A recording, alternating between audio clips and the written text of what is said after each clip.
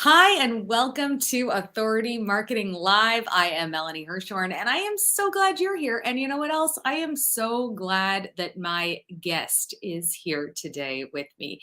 Carrie V has written a really radical book, and I think that you are really going to love learning all about it.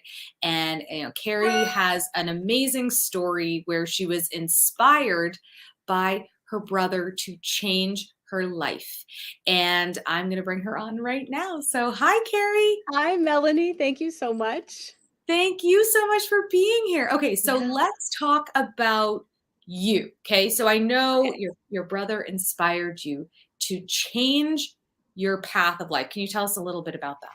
Yeah, my oldest brother, just was such an incredible human being. And he was diagnosed with end stage cancer when he was 47 years old, and he died when he was 48. And we spent so much time with him as he was dying. And just before he died, literally 1 week, we went out to breakfast together, and he leaned across the table and he took my hand, and he was a shell of himself. Just he was 6'5", and at that point was skin and bones. And he took my hand and he said, my life is over. I've barely begun to live, and I'm done. And you have a gift that you're hiding. You have a gift that you're not sharing with the world. And before I die, I need you to promise me that you will spend the rest of your life pouring into others while they still have life to choose. And I promised him I would do that. I had no idea how I was going to fulfill the promise, but I promised him. Okay. Wow. Yeah. Wow. Okay, and now tell us how you do that for others. What Oh. do you do to others? Yeah, it has been a journey. I mean, he died in 2010. So this has been a 12-year journey of ups and downs. Growth is never linear. It is always like this. Mhm. And that's the way my growth has been. And I started off enrolling in courses, learning how to become a speaker, learning how to write, just learning how to hone my skills.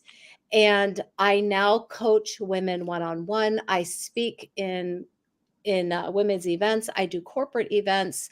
I have a podcast, writing books, just any way that I can think of that will pour into others and help them choose life, which at first I thought, well, when I remember when he told me this, his name was Billy. And I thought, now, Billy, most people are out there living, but what I have found is that most people are existing. They are not living. So yeah, I understand now what he meant. And I can imagine that the pandemic exacerbated all that Yes, for too. sure. For sure, watching people struggle. And actually, this book has been in my brain for years. It actually is the radical empowerment method is the process I used from going a life of feeling like I didn't know what to do with my life to stepping into what I call my Pow-Pow shoes and getting out there and waking up every day, doing something exciting every day, living life with joy and laughter and gratitude, and letting go of the people that I have been holding grudges against, and journeying through grief. And I finished this book this past June, exactly 1 month after my mother died in my arms. And I knew that it was time for me to get this out there and fulfill all these promises I had made to family members before they passed, my brother, my dad, and then my mom. And it just, after my mom died, it just flowed onto the pages. Mm, Yeah. it's so it's almost like you have them little, angels sort of guiding you. Yes. For sure. I feel that all the time. I taught a workshop this past Saturday, and I ended up teaching it from a place where in Georgia. I live in New York, but I got stranded in Georgia with the storms that came through. So I ended up teaching it from a different place, actually from like a bed and breakfast room. And the friend I was traveling with was in the background, so she was able to hear me teach this entire workshop to women 40 and over. Mhm. And she was behind me, and she said, "I feel like that's the most inspired I've ever heard you speak." And I said, "I felt like I had my mom on one shoulder, my dad on the other, and my brother talking behind me. That's how I felt the whole time I was teaching. Wow. Yeah, Wow. they're a powerful force. That's amazing because there's been a lot of grief. I A mean, there's lot of grief. a lot of tragedy, Yeah. and you still get up and you put on those Pow-Pow shoes. I think you need to describe to people, unless you happen to have one behind you, but these are kind of like fancy, bedazzled comic book kind of thing, right? Yes, they are. I wish I'd brought one to my desk. Well, here, they're on the cover of the book. All right. They Oh, there you go. there they are. Whoops, there we go. Um, they truly are my, when I slip them on my feet, I feel like I can do absolutely anything. And this past year, Melanie, 2021 was the hardest year of my life. I mean, losing my mom was devastating. And she died literally 19 days after being diagnosed with cancer and Lynch syndrome. I had my own cancer diagnosis, my own Lynch syndrome diagnosis, a skin cancer diagnosis. I had COVID twice. I broke my arm. It was a year where I felt like every time I stood up, another wave came and knocked me back under the water. And there were so many times I wanted to give up, but I knew I had to keep getting up. If I wasn't dead, then God wasn't done with me yet, and I needed to get back up. And I realize now that everything that I went through it just adds to my message, and it adds to the message of the radical empowerment method and why we need to keep getting up. And I get to speak about that now from a place of having been there. Absolutely. Okay, Yeah. so now let's talk about the radical empowerment method. Let's talk Okay. about the book itself. So Yeah. you've got a copy of it. Show it to us. Yes. Tell us what it's about. So the tagline of this book is getting off the sidelines of your life and stepping into your Pow-Pow shoes. And it's helping you. The entire book is set up to help you step into your power. So the first chapter is all about clearing space, because just like a closet that is too full of clothes, and so then you see something that you really want and you're like, I want this, but I can't fit it into this crowded space. It's the same thing with our lives. We have got to clear all of the emotional clutter from our lives in order to invite a radically empowered life in. You can't fit that in when your life is full of being grumpy and ungrateful and unforgiving and holding on, like never traveling through grief, never letting yourself heal, which most of us do. We bury it down deep inside.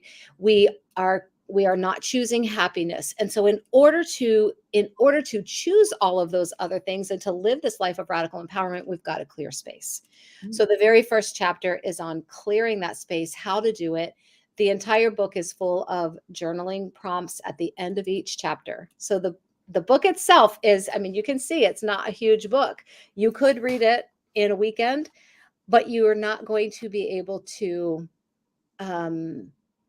absorb it in a weekend. It takes time to do all of that journaling. So the book is designed to take you through a 10-week process Oh, okay. of reading and journaling at the end of each chapter. So I will lead you through a forgiveness prayer and a forgiveness journey and a grief journey. And I put those two things together in the same chapter because many times we are held back from actually traveling through the grieving process because we're holding on to unforgiveness in our lives. Right. Ah, And right. So when we're holding on to trauma, we're not healing in any way. mhm. And we talk about happiness and how to bring more happiness into your life, how to bring more joy into your life, how to have more confidence, how to be clear on what you want. And that's all done through the reading and the journaling. The journaling is key. I always tell people, don't buy the book if you're not going to do the writing, because it won't do what it's designed to do for you. Okay. So let's talk about marketing now. Let's talk Okay. about marketing the book. What have you done to market the book? What's worked? What hasn't worked? Yeah. So the most fun part of marketing I did was talk to 23 people who were willing to do an unboxing on their stories. And I filled that box with the book. I filled it with the gratitude journal that I had written previously, a cool tumbler. I mean, this thing's huge. It had a reusable tea bag in it because my podcast is Coffee and Tea with Carrie V. Everything was branded. I gave them coffee, I gave them tea.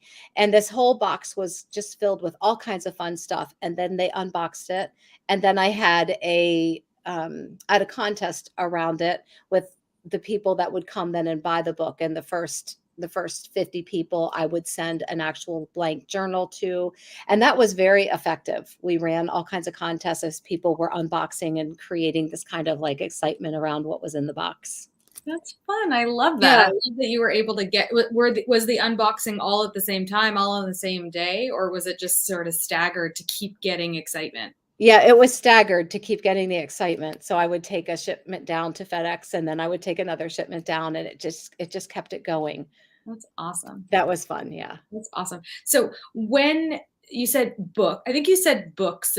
So I think there might be another book in you. Is that? Yeah. Yes. Yes. I am currently working on a book. The title of it is How Can I Help You Say Goodbye? And it is a journey through grief. And it is designed to be like a manual. So it will be the things to expect if your loved one is coming home on hospice. What to expect if your loved one is really sick and you are going to appointments with them, things that I wish I had known as I walked through these journeys with my mom and my dad and my brother. Mhm. um, and then there will be a section for what about after they're gone. What is the advice you could give? I had a very wise social worker tell me, my mom was home on hospice, and she said, as hard as it is, I need you to call the funeral home now. You're not, because that way they are prepared and you're not having to deal with it when she dies, because most people die in the middle of the night when they're on hospice. Interesting. Things that, yeah, very, yes. And then what to expect after. How is it walking into the funeral home? And what about the part nobody talks about, which is after all the well-wishers go away and you're left with your thoughts and feelings, then what do I do? Yeah. So Yes. that's the one I'm working on right now. Okay. Wow. Yeah. Beautiful. Thank you. So overall, your goal, your mission is to help people step into their power, Yes. find their pow-pow, Yes. and live it because life is too short. Yes. Yes. My brother taught me life is short. Choose wisely. Mhm. Soon after he died, he gave me that message in a dream when I, I wasn't quite yet following his charge to me. And I had this dream. And in this dream, he was in a restaurant. I was trying to get his attention. He was ignoring me. And I finally demanded of him, why won't you talk to me? And in this dream, he looked up at me and he said, because I died. I'm only here to give you a message. Life is short, little sister. Choose wisely. So that has become, I know it's still, it still like gets me. Wow. Life is short. Choose wisely. It's Wow. not a rehearsal. So get out there and live it. And the choice is yours. And You the have choice the is choice. yours. Yeah. Yes. All right. Yes. Well, how can people get a copy of this book Yes. and radically empower themselves? And I hope you will. It's on Amazon. So if you search my name, which is Carrie Verrocchio, and it's on my website, which is coachcarriev.com. Either way. Okay. Carrie V, thank you so much for joining today. I really appreciate it. Oh, thank you, Melanie. I appreciate all you're doing.